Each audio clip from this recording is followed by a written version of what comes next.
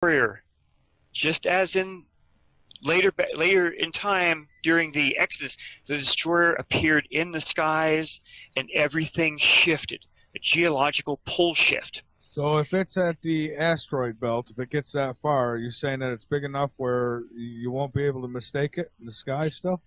You'll be able to see it. Now, why hasn't it done damage every single time it's come through? It's a fluke. It has its own orbital speed as it goes through, and one orbit in the Lost Book of Enki is called 1 Shar. With us, it's 3,600, between 450 to 600 years. As it swings through, it has a slow enough orbit. Our orbits are fast as we go around counterclockwise around our sun. So just like Marshall Masters, he's put out several videos. If your listeners have ever gone to his site on YouTube, special videos. Okay, here's the hot shots. Okay, if we are far enough away from Nibiru when it swings through, we might hardly get any damage. But if in our orbit, if we're nearer to Nibiru as it's up there by Mars, we're going to get the bleep kicked out of us. Well, I think we would anyways, because it would probably pull a lot of crap out of that asteroid belt. It probably does. It probably has done some damage. The account back in back during the Exodus was fairly bad as it was. All of ancient Egypt was basically flooded. The Aztecs, they ran for the high hills, and only the ones that are up in the high mountains survived. Who knows what it did around the rest of the planet? It would, Solon, ancient Solon, the Greek philosopher. He went and talked to the ancient Egyptian priests, and they told him that this stuff had happened many times in their ancient history, but each time it wipes out most of the humans, and they're all put back to zero because they have to learn how to read and write again. And only the ancient Egyptians had enough knowledge and ways of keeping that knowledge that they stayed above everyone else. So, okay, yeah, all this stuff's been happening. And the accounts from Ippur and from the Kolbrin are very clear what has happened. Now we jump to about 1983, somewhere just past about 87. They're building the deep underground military bases, the DUMS, over in Norway. And one of the chief engineers, and I sent you the stuff from this, and anyone else can find it, or they can contact me, and I'll send it to them myself. They're building these giant DUMS underground, and they have enough DUMS to have all of the elite Norwegian people safe. And they built them all because Nibiru was coming. Very clear. That's also why, has anyone ever heard of the Doomsday Seed Vault? 60 Minutes did a 60 Minutes did a nice thing on it years ago up there in Svalbard, Norway. Every seed for every plant, food and not, is being stored there in a massive seed vault. It's my understanding that there's actually two of them, one on each side of the globe. There are more than that. I'm sorry, Michael. Oh, you're probably right. If I know of two, there's probably 15. and that's because after Eisenhower talked to the Anunnaki, I'm quite sure he went digging through ancient history and he found all of these accounts. Okay? So they knew that when Nibiru was in the sky, everything that grew on vine, orchards, or anything was burnt to a crisp. And according to Ippur, very clearly, at the end of his account, it's in the Kolbrin only. He talks about he wished that the Egyptians had been nicer to he calls them Hebrews, K-E-B-R-E-W-S. Okay? So it was the Hebrews that were leaving, and it was the Exodus. And he also says that after the destroyer left, a global shift had happened because all of their growing seasons were thrown out the window. That's happening now, as a matter of fact. Well, not really, but we're getting close. Yeah. I mean, he says it was immediate. Okay? He says the stars move to new positions in the sky. The sun and the moon set and rose in new positions that they'd never done that before. And that's exactly what Solon had found out from the ancient Egyptian priests, that had happened several times. No, The Chinese mentioned that in the Emperor Yahoo account. no. And Mosai of China in Book 5 also mentions it again. So, yes, we have these dumbs all around the planet. Oh, we do. But let me ask you this quickly. How do we know that they were, I mean, obviously they were describing what they were seeing. So that's a given. It happened. But how do we know that they weren't just, it happened then and it won't happen again? They don't. Except if you go to any astronomical program and you look down at the rotation of our planets, the Earth is rotating counterclockwise towards where Nibiru will be swinging up. Now, yes, Nibiru doesn't come any closer than between Mars and Jupiter, but there will be extreme gravitational and magnetic effects because of it. That's why they built all these things deep underground, so the elite, just like in the movie 2012, with their arcs, they'll all run underground. And they supposedly will survive down there for several months. And supposedly the idea is that if there are any survivors, they will start riding amongst themselves, and they'll kill almost all of themselves amongst that. During that. And any survivors, once they come up, will be put into FEMA camps. Now, how many of your listeners have known before 2013 about all the massive amounts of ammunition that every agency of the U.S. government was buying up? Now, my listeners are well aware of it, but unfortunately there's a lot who don't listen to shows like this, and they have no clue. They think it's just a conspiracy theory, but it's very real. I followed it as much as I could. There were huge trains of automobile carrying cars that were all made up to be prison cars, and they were being kept silent, very quiet about it. But certain people were leaking information about it. A person that used to go onto YouTube is called Just Call Me Kit. No one's heard anything from her since 2012. She was on another radio show, which I don't know if you want me to mention it or not. Oh, go right ahead. She was on Orion Talk Radio back in 2012, and I have a copy of the show. See, my wife and I have really been researching this for a long time. And she was talking about all the contracts that the U.S. government was putting out to quietly and quickly pull everything away from each of the 3 coastlines we have, and that the U.S. government was building 4 enormous food stations right in the middle of our country. And I forgot the states. It's 4 states, and the United States was broken down into A, B, C, and D. And each one of these food things would eventually put some supplies out to those states that were mentioned. Probably Colorado was one of them. Probably. And after that show, no one's heard from her since. Do I know anything happened to her? No. She might just be staying underground and keeping her mouth quiet. On YouTube, she only made 3 videos. And they're still there. She's never pulled them. Her account hasn't been pulled. Okay, let's go to the remote viewing type people, like Dr. Courtney Brown. Yeah. He came out with a remote viewing study between 2008 and 2013. Now, he will very quickly kick me in the butt for not mentioning that there are a tremendous amount of time miles right up to the mountains of Kilimanjaro, if I remember correctly. Well, I know South Carolina used to be under the water because it's all sand.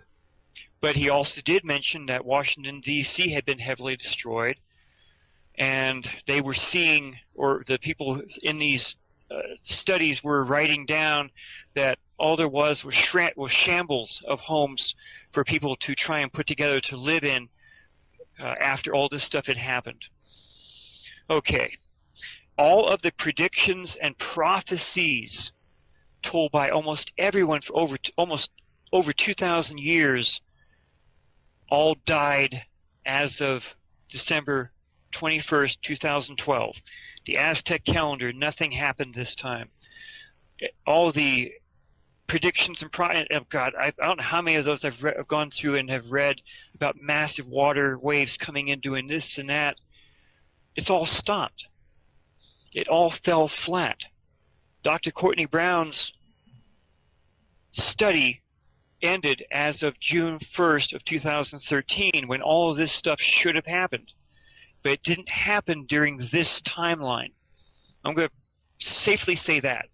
It didn't happen during this timeline. All the scientists have been saying for years that we were going to have massive solar storms in late 2012. The sun's been very quiet. It has. And you know, do you know why? The ETs have intervened. Now, how do I know that? Yeah, how do you know that? You see, I found out accidentally during my research. My friend said, hey, if you're going to research Nibiru, there has to be alien ships coming here. And I think these are them.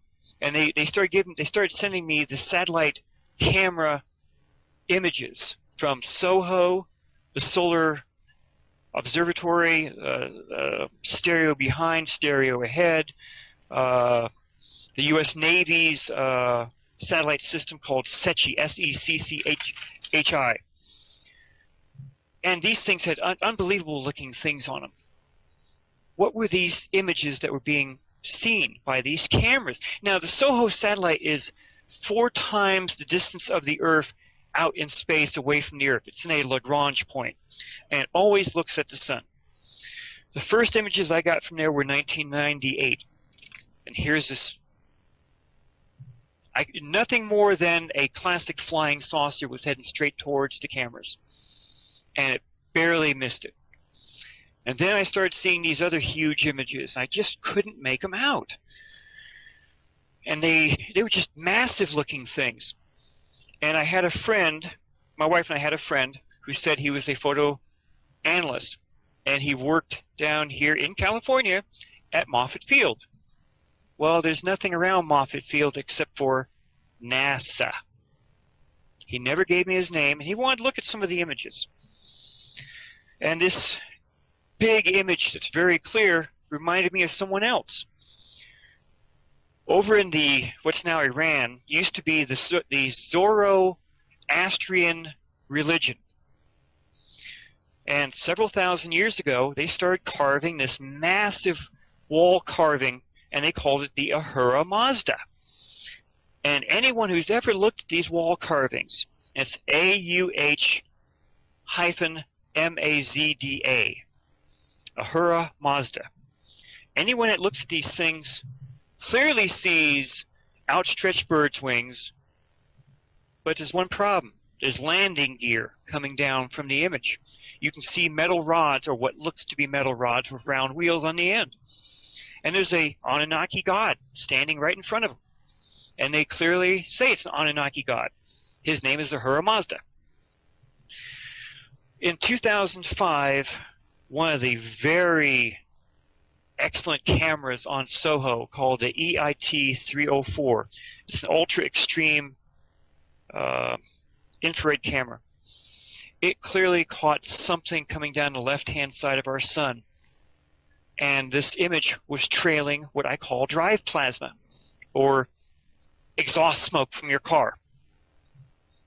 I had to research the holy heck out of these images, because people have called me this, and that on Facebook. And then when I finally got in with, I hope I can mention this other.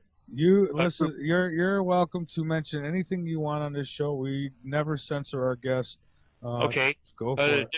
They're called Third Phase of the Moon. They contacted me directly and said, hey, how about doing a short video for us? And I said, no problem. So I sent them the images, and Third Phase of the Moon under Bob Evans or Robert Evans, you'll see 2 videos on YouTube, one showing these images, showing these massive things coming into our system. The other one shows these other interesting things NASA does not want you to know about. The ETs placed and this is ETs, not us, massive space probes all around our sun. They've been there for over 7 years. My opinion is that these space probes are controlling our sun's output. You see, very few people know that our system is electrically charged. There is a wormhole, if you can call it that goes out from the sun to each one of the planets, and then from the planets to each one of the moons. This wormhole, it's the energy that's in our system is at a certain rate. Now controlling like our 12 volts, or how many amps, God knows what. So this Nemesis system has a different electrical rate. So each time it interacts with our sun, and every time Nibiru, as it comes through, it interacts with our sun, each one of the planets, it causes just holy heck here on Earth. Because the sun controls not only earthquakes, but tectonic plates on our Earth. So all the stuff that was being told by MORE back in 1558 probably was because of this interaction between our sun and the brown dwarf, Nibiru, and our sun. That's a pretty tall order now to be able to actually control the sun, isn't it? If you were that advanced, I don't think so. But ever since those things have been seen around our sun, we started having problems. And now, is this the interaction between all this stuff? I don't know. Other people say yes. We've had mass animal die-offs that continue around the planet. They went all around the world. Mass animal die-offs, this and that, even things deep underwater, all the way to everything that flies and everything that crawls or walks on the planet. We've had a higher than normal volcanic activity rate going on around the planet. We've had different volcanoes. Here in the United States, the Long Valley caldera down near Los Angeles has been really ticking up with the tremors lately. Tremors around Yellowstone? No, my mind's going blank right now. Let's just say some big volcanoes. The big park up in Montana. What's that big park? Oh, yeah, Yellowstone. Yellowstone. Yellowstone's on top of a massive caldera, which has exploded at least 3 times over the last 2-point-something billion years. It's ticking and has been ticking for a long time. The ground has actually been rising in part of Yellowstone, and the roads, the regular road you drive on, has actually been almost melted because of the underground heat. Different other volcanoes around the Earth, up in Iceland, over in the Chemketa Peninsula over there in Russia. So we have the highest volcanic rate right now. Either they're rumbling or they've already erupted. Yeah. Tectonic plate problems. That's all part of the earthquake type stuff. Let's hold off there on tectonic plates. We'll come back and we'll pick back up there. We do need to take a break. Yes. At least one more here. And I want to give a shout out to High Point Radio, who has notified me that this show has been going over live. They usually take it after the fact. And tonight we are being broadcast live across New Jersey, New York, and Pennsylvania from High Point Radio, the top of New Jersey. So hello to all of you who are listening. Now that you're hearing it live, you may just want to get addicted to us now because, Robert, we're back. We were talking the plates. Yes. Go ahead. Okay, so all that stuff is slowly happening, and who knows exactly what is actually causing it. Is it this stuff happening, or is it something else happening? I'm in there with I'm sitting right there with Zachariah Sitchin on this stuff. It is Nemesis. One of the programs I have is called AstroViewer. We've gone over this before. If this one program has the information it does, then this information has been out quietly and no one else has known about it. Plus, we have not seen one major storm on the sun since 2012. This should be an extremely powerful time because this is supposed to be the sun's hot time, and it hasn't happened. And I look at each one of the dots. I've been researching pointing directly towards these things that are all around our sun. And everything else I've researched in understanding how our system supposedly works, that points directly, in my opinion, to what the ETs are trying to have intervened and are trying to not happen. All right. And Okay, Robert, so the Vatican has known about this too. There was a most recent thing from the Vatican. Our former Pope, let's see, what was his name? Pope Benedict. He got on a German radio station a while back, and he's just riling and everything about the Catholic world, and he claimed that a group of Jesuits had infiltrated the Vatican and were pursuing what he called an alien agenda. Well, that's true. I think that's so true. Yeah, exactly. So here is Pope Benedict complaining about these Jesuits, and the only other Jesuit account came directly from Christopher Barbato, from the high-ranking Jesuit priest that came down and met with him and told him all of this stuff that's in these transcripts from the Return of Planet X with Lucas Gantamberlo. So now you have this thing. Here's this Pope.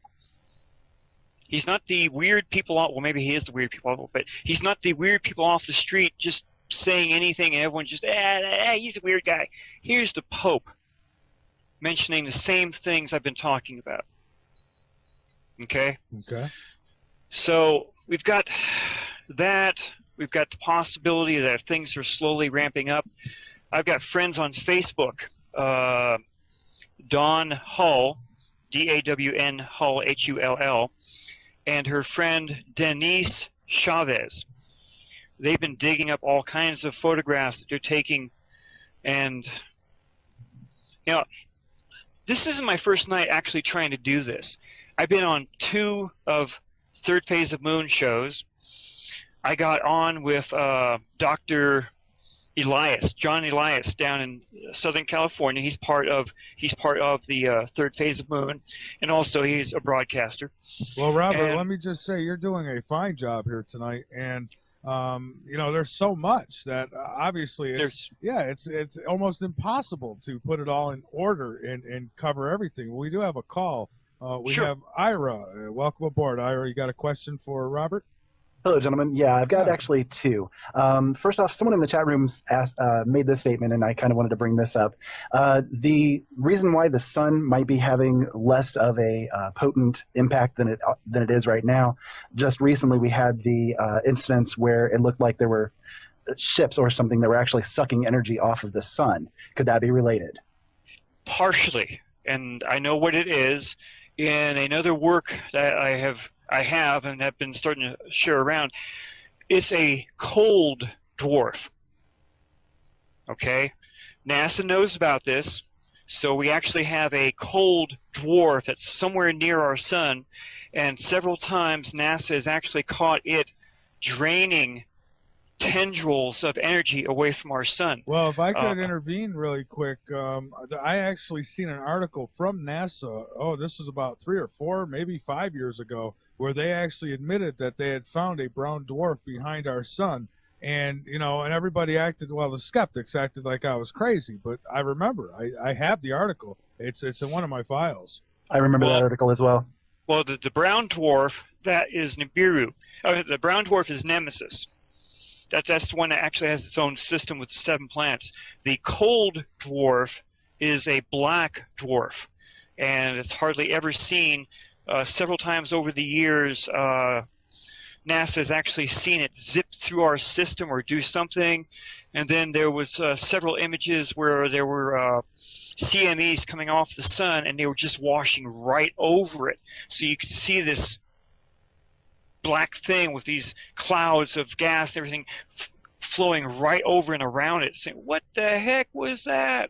So that's what I know.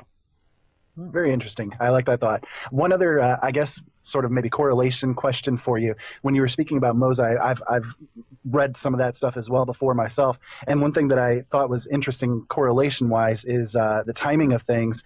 The person Mosai could equal Moses, and the 5 books could equal the first 5 books of the Bible that were supposedly written by Moses. Perhaps there's a correlation or a tie-in between the two there, as well as the Akhmos incident or idea from Egypt as well, that this one person kind of is maybe either the same person interacting with everything, or that there's like the same idea that keeps getting passed on to people as a cycle, or like your classic hero story, that he's like this classic hero that people have in their mind like an archetype. I'll go ahead and let you go. I just wanted to get those questions in. Thank you so much for all the info tonight. All right. Thank you, Ira. Go ahead, Robert. Yeah, I'm trying to think of exactly where I was now. So the gentleman that was just on there, that's a possibility. Everything I've been told from different people I've talked to, Enki was actually the Ahura Mazda with the Zoroastrian religion. And that's why him and his ship are actually carved onto these different things showing him. Okay, when I did the show down with Dr. Elias handed me over to Ivy West. She has a radio show over in Hawaii called something on the wind right now. Sorry, Ivy, but I was on a couple of her shows, and then she passed me off to another friend, and my mind is starting to go blank. I'm going to get my butt kicked here somewhere. Yeah, well, these things happen. Lorian Fenton. She's one of the MUFON directors here in Petaluma, California. And she liked what she saw, and she had me speak at UFOCon 213 here in San Jose. So I actually, for the first time, was able to put all this stuff in front of everyone and get them to see some of this stuff. I've had a lot more research since then, so I've been on several more shows, and honored to be on your show tonight. As much as I can tell, this stuff is real. It is real. The ships that are seen flying into our system, some of these ships are actually caught as they come out of what I call warp. There's a massive flash, and zoom, here's this massive thing coming right out of this big T type thing. Some of those images are on my webpage. Now, some of the guys at MUFON said, no, you're getting this all wrong, Bob. That's actually cosmic ray splashes and cosmic ray this and cosmic ray that. And I went right back to NASA, and I went through everything they had. Not only would the images be all just inhibited by little tiny white dots, but you wouldn't even be able to see the images. And the images I have are perfectly clean. There's no cosmic ray anything. SOHO, the engineers have been working since 1998 to fix every single glitch that they had found in the images and in the camera systems. And they fixed every glitch going from 1998 to 2012. And these images are still being seen. Yeah. And these ships are being seen firing their main weapons at stuff. Now that I could say I've seen that. I've seen convincing. I mean, I wasn't there. I wasn't up there in the ship, so I don't know. But I have seen pretty convincing video of that, where these big ships are up there and they're shooting at each other. And I mean, no. Sorry, I don't mean to step on you there. I don't think they're shooting at each other. They might be. Maybe that's the original Star Wars idea that Reagan had, because he should have known about this stuff. But the beams coming out of them, they're hitting things that cannot be registered by our cameras. So either they have a cloaking device around them, maybe they are another ship, or maybe they're just asteroids and space stuff that should have hit the Earth by now. See, Dr. Courtney Brown and his stuff, they said we should have been hit by all these massive things. And only one thing got in close, and that was that one that exploded over Russia a while back. And too many people looking at the images actually saw some kind of a UFO firing at it. Okay. I've watched the video of that, and it was pretty fascinating video. But and I tried to see. I've seen where people said, "Look, there's a UFO that come in and blew it up." But I'm not saying it's not there. Just because you don't see it, don't mean it isn't there. But I haven't seen that. Well, when you follow the dots like I have, either accidentally or intentionally, that's the ETs. They're intervening. I wish they'd They pick don't. up. They don't want the advanced humans that are now here to be lost because of their own planet's work. Then I wish those who are in communication with these ETs would tell them about Fukushima and to ask them if they could like airborne that and just take it off the planet for us. That would be Well, there's a lot of people that are talking about that. That we're actually going to be going into a new cycle of a higher resonance type things. People that say they have contact with aliens, and this is what led me in with Dr. Sasha Lesson and with his wife Janet Lesson. I've been on their show many times now, and that's actually been dragging out all the things with the Anunnaki. Some of their guests were just fantastic. They knew all the stuff I had no way of knowing, and it started filling in the holes here and there. And then I heard your show. One of my friends pointed me right to your show with Bob Fletcher, and his information was just fantastic. I had some stuff that he didn't know about, and he had a whole hell of a lot of stuff I didn't know about. So everything tells me that, yes, this is still going on. A military friend of mine, which I'd shown these images to a while back, can't tell you what rank or whatever, he had the images looked at, and they put them under some kind of a scope or something, and they looked at the ones that were actually firing their main weapons. And the main weapon, according to him, it went right off the scale. They couldn't tell me how much power they were actually seeing in it. There's a certain type of stuff that they do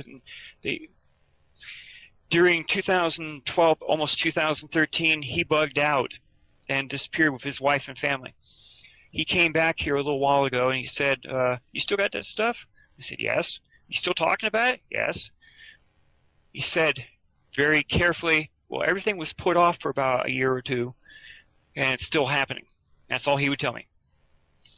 And that's basically what we're hearing from a lot of people now that are talking about this, that Nibiru probably won't be seen, just like what Bob Fletcher mentioned probably on your show. It probably won't be here until about 2017, something like that. So there's enough people that are hearing the different stuff through the trade winds or through the grapevine that know that this stuff is still going to happen. So now, what do we say to all the people beforehand who claimed that they had Navy intelligence and that it was coming in 2012 and it was going to come in 2003? One woman said she was in contact with the ETs, and you know, and I'm with you. I believe there's something up there. I believe that it's real. There's enough evidence to point towards this at least happened in the past. So I'm not going to just brush it off. But what does upset me are those people who've come on years ago, and they've keep giving times. Oh, it's going to be here in 2003. It's going to be here in 2006, and it never happens, and it always gets pushed off. And I like I was telling you off air, I think that that's purposely done to discredit it all. that's a good possibility. All the indications I found during my research all pointed around 2012, 2013. Now, I've been reading so many different things, I can't even tell you how much I've had to read during this time, and watching other videos that have basically been given an answer for some stuff you just mentioned. Another person on YouTube is Captain Mike and Mithy. Mithy, it's Atlantic OBR on YouTube. I've been following his work for years now, and his stuff is pretty interesting, and he's actually touched right on a lot of stuff that I've been hearing from other parts. He also touched on some work that was done by a seer, a person that does seances and stuff like that. Mm-hmm. This person actually created several images, and it was all from interdimensional contacts. Believe it or not, interdimensional contacts. Now, I sent you those images. I think they were floating around on your chat room tonight. Those images clearly show two systems interacting. The person called a binary system. well, a brown dwarf doesn't count as a binary. It counts only as a companion brown dwarf to our sun, and it clearly shows so many planets orbiting around. And one of I think I sent you 4 images. 3 of them that show the planets in different locations around as they rotate around, and one that shows 2 of them separately. Yeah, the separate one shows, I think, almost 7 planets, which is exactly what I'm told is in the Nemesis system.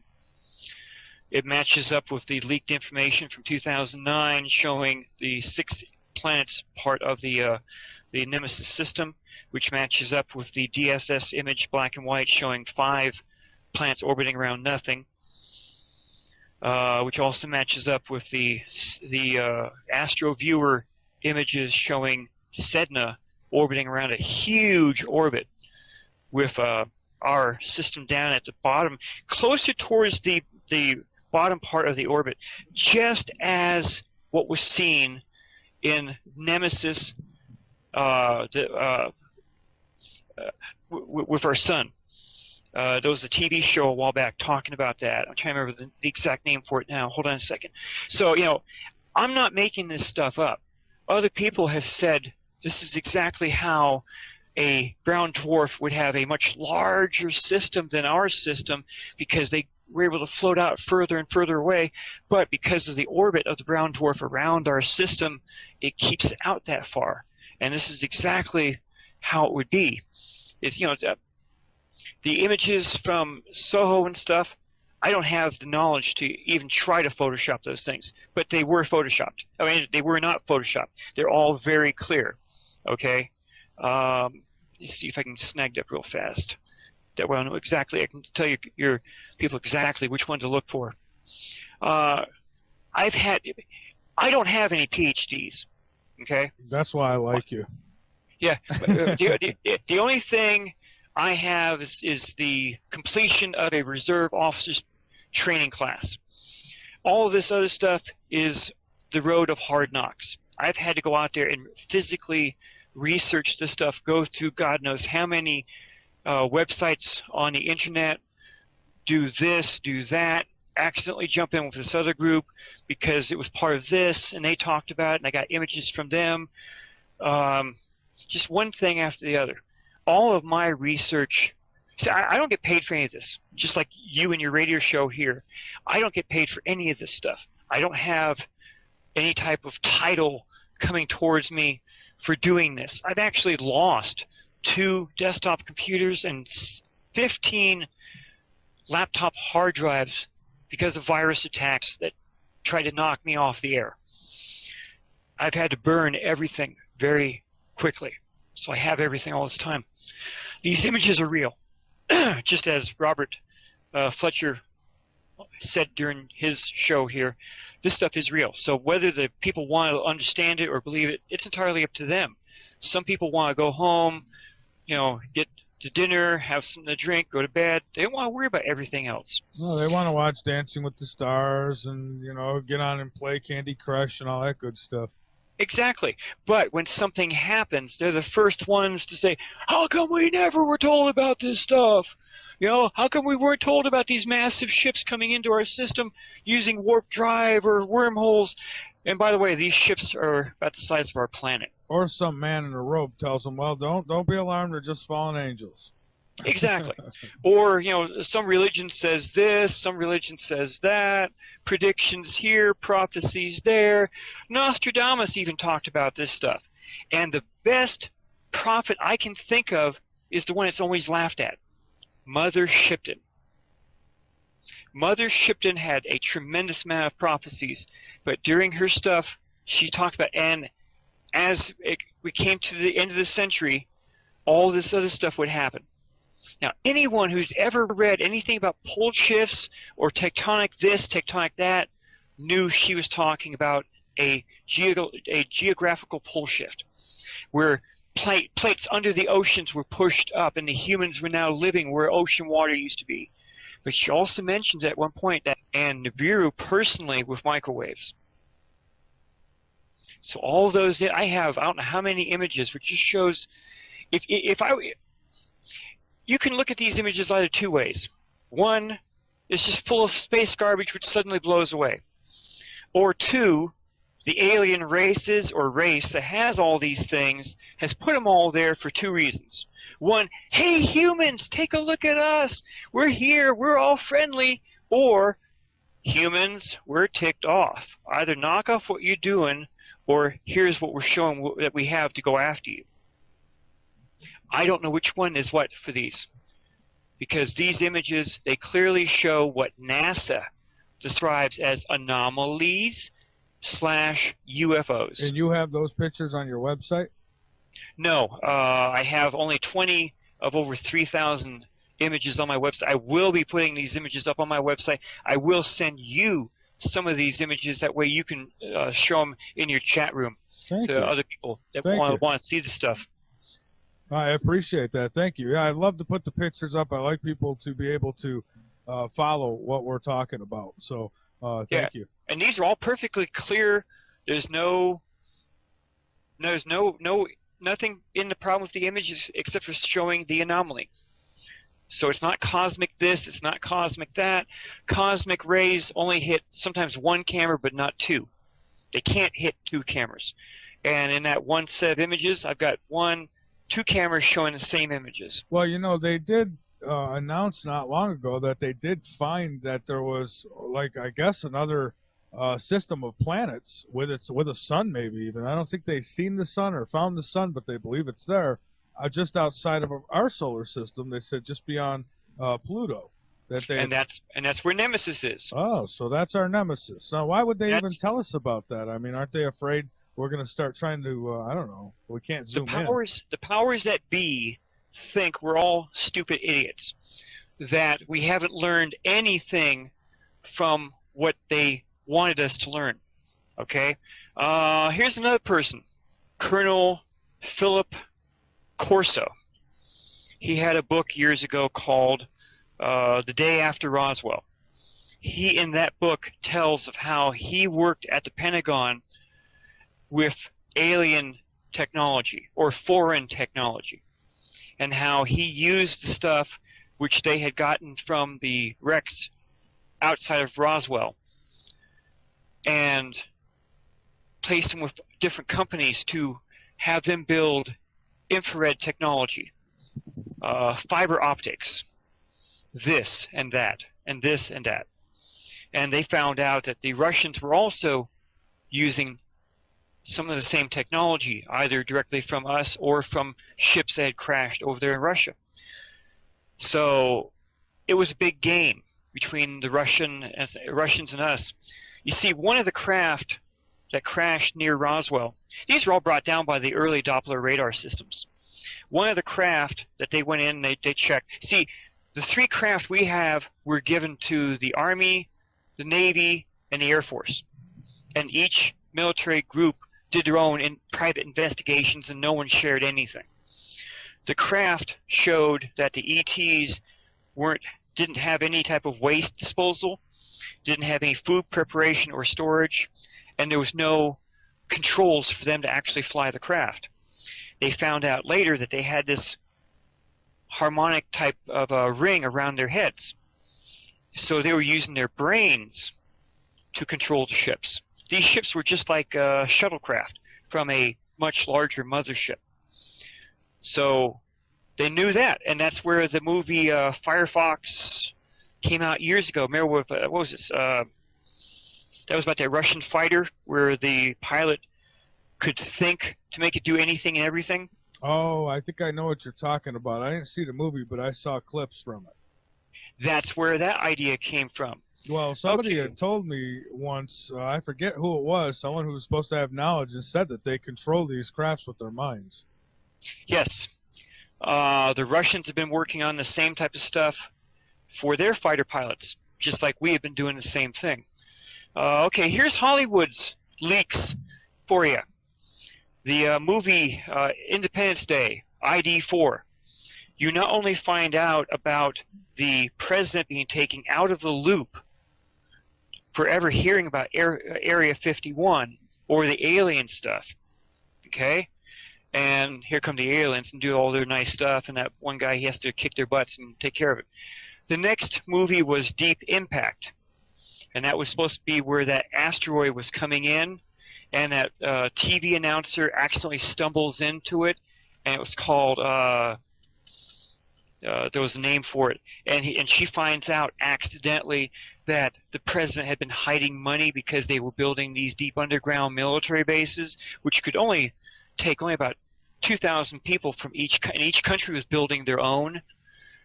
Yeah. Okay, and then you've got Battle LA, and that's with the United States Marine Corps. They were worried about stuff coming into our system like asteroids. Well, you know, you think back to Elenin, the comet Elenin that was supposed to have come through a little while back. We started doing research on that one, and NASA wasn't doing any of the close-up images. They were leaving it all to amateur astronomers. So as Elenin got closer and closer, it started looking weirder and weirder. Then the Russians came out with an article saying that Elenin wasn't a comet at all, and it was in direct communications with a Jupiter-sized planet that was following behind it. Okay, does that give you any idea here? So we started checking into the photographs even further, and they started looking even weirder and weirder. Then the Chinese came out with an article saying that there were UFOs piggybacking on this Jupiter, on Elenin. So we just jumped right in there and enlarged those images up. And guess what? Elenin had a huge sack on its back, and that sack had all kinds of huge things in it. And the sack was actually protected by some kind of a electronic field or electrical field. And I have the images to show it. And as it was coming in closer and closer to the ecliptic of our system, everyone was saying it was supposed to explode because of the energy difference between in our system and where it was coming from. But it didn't. At some point, all the stuff that was on the back shifted to both the left flank and right flank, and was clearly being picked up by astronomers down in Australia. Yeah, and I'll tell you something else. Bob Fletcher, the guest I had on the show last week, he has some fascinating pictures on his website of these underground bases, and they're not. I wouldn't even call them underground bases. They're underground cities. Yes. Yeah, they're entire cities, and these things are real. Yes, I know they are real. I've seen plenty enough. The stuff from the Norwegian person that turned politician to all the other stuff, they're real. Several years ago, a lot of the caves that were under the United States control here in the United States were all being blocked up, so people couldn't go into them. They said, well, we just have to keep you from going in there.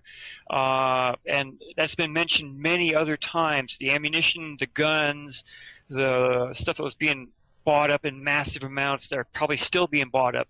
It's all meant for the survivors. And then suddenly all the predictions fell flat right in their faces about what this is all supposed to be doing. I'm quite sure a lot of your listeners know about the Georgia Guidestones. Oh yeah, they're not that far away from me either. I'm in Columbia, South Carolina. I'm only probably, I don't know, three hours away from them. Well, the Georgia Guidestones talked very clearly about a massive depopulation, which fits in with everything I've been telling you and your listeners tonight. Yeah, you tell me how those big-ass stones get put in place and nobody knows where they came from. Come on. And in text, all around, all of them, in every known language, are put a basic 10 commandments. Except for Japanese, right? Isn't Japanese missing? They're all there. Japanese as far as I understand, they're all there. Every known language here on the planet. And to top it all off, it says, do not let the population go above, what is it, 500 million? Oh, yeah, they want 3/4 of the population wiped out. And, so exactly. It'll be the elites and whoever they decide to keep around to be their little slaves. But and have you or your listeners heard about the chemtrails by any chance? Good Lord, heard of them. I live in them. They're all over the place here. I have a lab report going back to 2006, 2007 that they took samples over in Italy and in Texas, and they had them highly checked into. I'm Have being. you ever heard anything called Morgellons disease? I have, but I'm being yelled at by listeners who want to know. I guess apparently I didn't let you finish. A sack full of what on Comet Element?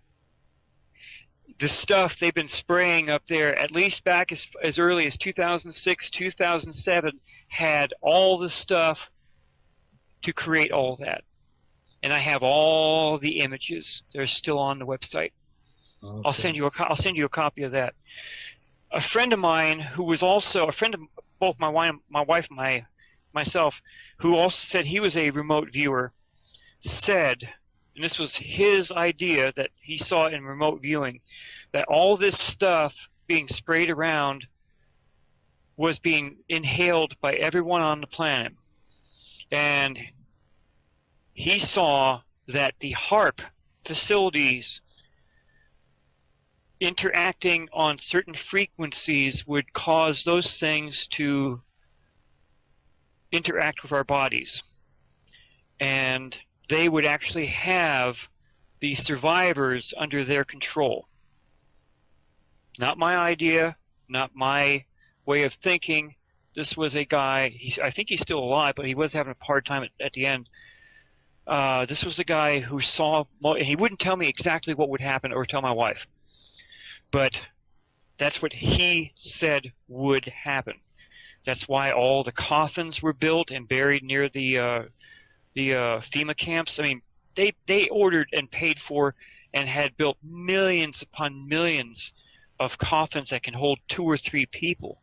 And they're all buried near the FEMA camps where they can easily be dug up to put bodies in. So they've been, the powers that be, at least here in the United States and possibly Canada, they've been thinking that something truly massive was going to happen, not only here but elsewhere. But all those ideas appear to have fallen flat in their faces as of 2013. Then we got this Ebola problem. Ebola has never come into this country before. I can't think of ever hearing about it here in this country. And we've seen plenty of nice movies. There was that nice one with Dustin Hoffman a while back called Outbreak, with Ebola up there, I guess in Oregon or Washington or Northern California. Yeah. So this stuff, they've known. That was one of the things I've known for a while, is that, yes, the powers that be knew that we would probably freak out, just like in War of the Worlds back in, 1938, 39? So they started a program to desensitize? To educate the people. And this program started off with movies, books, TV shows, other types of stuff. What was one of the big movies back in the mid-1950s? Oh, you got When me Worlds Collide. When a weird planet comes through our solar system all by itself, and it causes all this damage on the Earth, and the humans have to build rocket ships to fly to that thing because it destroyed the Earth. Well, I'll tell you where else I seen something like this. Smallville, which is a Superman series that used to run on TV. In the last episode, there was this big red. It looked just like a Planet X, like you see the pictures coming in.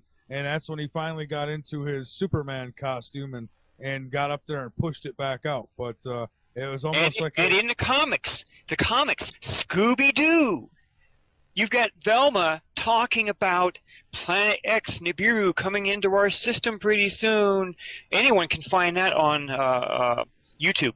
And it's just one of the weirdest things. I'm going to look for that. Why are you talking about this? I didn't know she said that. Now I got to see that. Yeah, and then Star Trek, the brand new Star Treks, the second Star Trek movie, the Starship Enterprise actually goes to Nibiru. Really? Yeah. Now, which one is this? Because I want to see that too. That's the second movie. This is the early Star Trek when Spock and Kirk were just like ensigns or something. So I'm quite sure a lot of your listeners know about it. It's the second Star Trek. And they actually say we're heading to Nibiru? The Enterprise goes and sees Nibiru. Holy Christ! Oh, I'm sorry. I Okay, gotta see that. so you've had Hollywood and different stories talking about this to educate the population, because if they had sat down back then, only a handful would welcome. The other ones would all want to lynch them. Now, if they sit down, a good number of us would welcome them, with very few wanting to lynch them. And that's because of all the TV shows and all the books. Star Trek Next Generation, Star Trek Deep Space Nine, Star Trek, the other one with the, I can't think of his name right now. So I'm looking at these images on Soho from NASA, and I'm calling that thing just came out of warp. Here's another one was coming directly out of warp. It's firing its main phasers. I don't know how many images I have of these things firing these massive beams at something. Okay? So I've been educated accidentally or directly because of this learning curve that they wanted us to have. Okay, Robert, we are almost out of time. We've got about another minute to go here, so I want to give. That, yes. Oh wow, we got a lot more to talk about, so we're gonna have you back. But tell people where they could go, website-wise, and thank you so much for being a guest. Like I say, we've got to do a part 2 on this. No problem. It's an honor for me even being here to tell your listeners.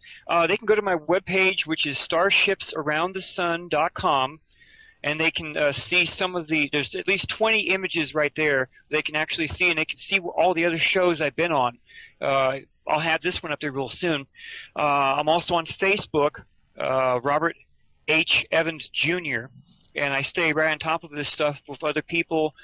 They can go back to my history there, all the stuff I post up there talking about this or that. That's about I'm not too sure about giving out an email. I'll leave that to you as your decision. Okay, well, I'll tell you what. If they could get to your website and they want to contact you, are you on Facebook? Yes, I am. Okay, well, then they can contact you on Facebook. And how do they do that? Just a Facebook personal message type thing.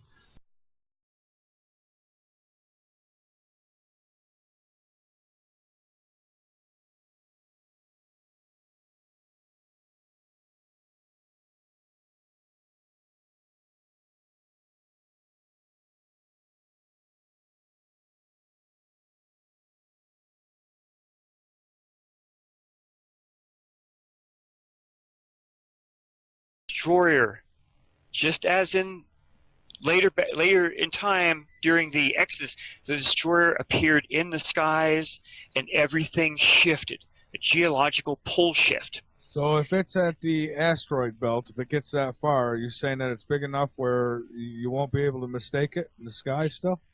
You'll be able to see it. Now, why hasn't it done damage every single time it's come through? It's a fluke. It has its own orbital speed as it goes through, and one orbit in the Lost Book of Enki is called 1 Shar. With us, it's 3,600, between 450 to 600 years. As it swings through, it has a slow enough orbit. Our orbits are fast as we go around counterclockwise around our sun. So just like Marshall Masters, he's put out several videos. If your listeners have ever gone to his site on YouTube, special videos. Okay, here's the hot shots. Okay, if we are far enough away from Nibiru when it swings through, we might hardly get any damage. But if in our orbit, if we're nearer to Nibiru as it's up there by Mars, we're going to get the bleep kicked out of us. Well, I think we would anyways, because it would probably pull a lot of crap out of that asteroid belt. It probably does. It probably has done some damage. The account back during the Exodus was fairly bad as it was. All of ancient Egypt was basically flooded. The Aztecs, they ran for the high hills, and only the ones that are up in the high mountains survived. Who knows what it did around the rest of the planet? Solon, ancient Solon, the Greek philosopher, he went and talked to the ancient Egyptian priests, and they told him that this stuff had happened many times in their ancient history, but each time it wipes out most of the humans, and they're all put back to zero because they have to learn how to read and write again. And only the ancient Egyptians had enough knowledge and ways of keeping that knowledge that they stayed above everyone else. So, okay, yeah, all this stuff's been happening, and the accounts from IPWR and from the Kolbrin are very clear what has happened. Now we jump to about 1983, somewhere just past that, about 87. They're building the deep underground military bases, the DUMS, over in Norway.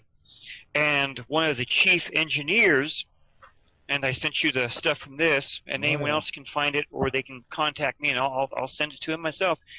They're building these giant DUMS underground, and they have enough DUMS to have all of the elite Norwegian people safe. And they built them all because Nibiru was coming. Very clear. That's also why, has anyone ever heard of the Doomsday Seed Vault? 60 Minutes did a 60 Minutes did a nice thing on it years ago up there in Svalbard, Norway. Every seed for every plant, food and not, is being stored there in a massive seed vault. It's my understanding that there's actually two of them, one on each side of the globe. There are more than that. I'm sorry, Michael. Oh, you're probably right. Okay. If I know of two, there's probably 15. and that's because after Eisenhower talked to the Anunnaki, I'm quite sure he went digging through ancient history, and he found all these accounts. Okay? So they knew that when Nibiru was in the sky, everything that grew on vine, orchards, or anything was burnt to a crisp.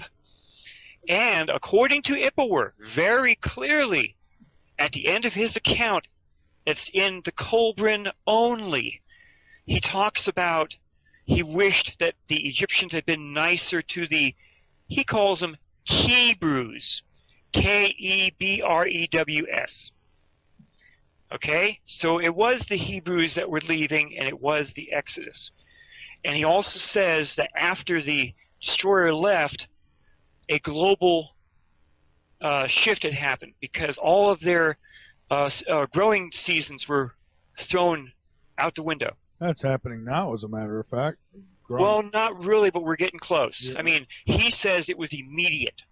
Okay, he says the stars moved to new positions in the sky, the sun and the moon set and rose in new positions that they'd never done that before, and that's exactly what Solon had had found out from the ancient Egyptian priests, that had happened several times. Now, the Chinese mentioned that in the Emperor Yahoo account, and Mosai of China in Book 5 also mentions it again. So, yes, we have these DUMS all around the planet. Oh, we do. But let me ask you this quickly. How do we know that they were, I mean, obviously they were describing what they were seeing. So that's a given. It happened. But how do we know that they weren't just, it happened then and it won't happen again? They don't. Except if you go to any astronomical program and you look down at the rotation of our planets, the Earth is rotating counterclockwise towards where Nibiru will be swinging up.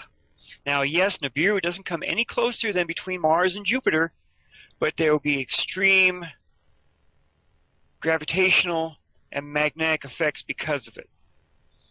That's why they built all these things deep underground, so the elite, just like in the movie 2012, with their arcs, they'll all run underground.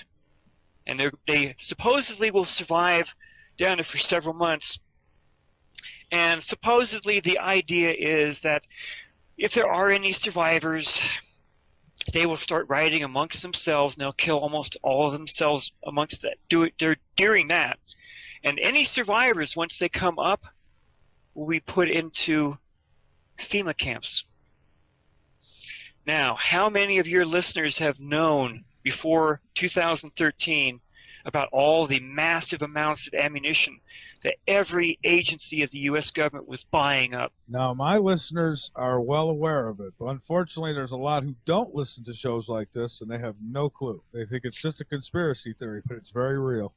I followed it as much as I could. there were huge trains of automobile carrying cars that were all made up to be prison cars, and they were being kept silent, very quiet about it. But certain people were leaking information about it. A person that used to go onto YouTube, it was called Just Call Me Kit. No one's heard anything from her since 2012. She was on another radio show, which I don't know if you want me to mention it or not. Oh, go right ahead. She was on Orion Talk Radio back in 2012, and I have a copy of the show. See, my wife and I have really been researching this for a long time. And she was talking about all the contracts that the U.S. government was putting out to quietly and quickly pull everything away from each of the 3 coastlines we have, and that the U.S. government was building 4 enormous food stations right in the middle of our country. And I forgot the states. It's 4 states, and the United States was broken down into A, B, C, and D. And each one of these food things would eventually put some supplies out to those states that were mentioned.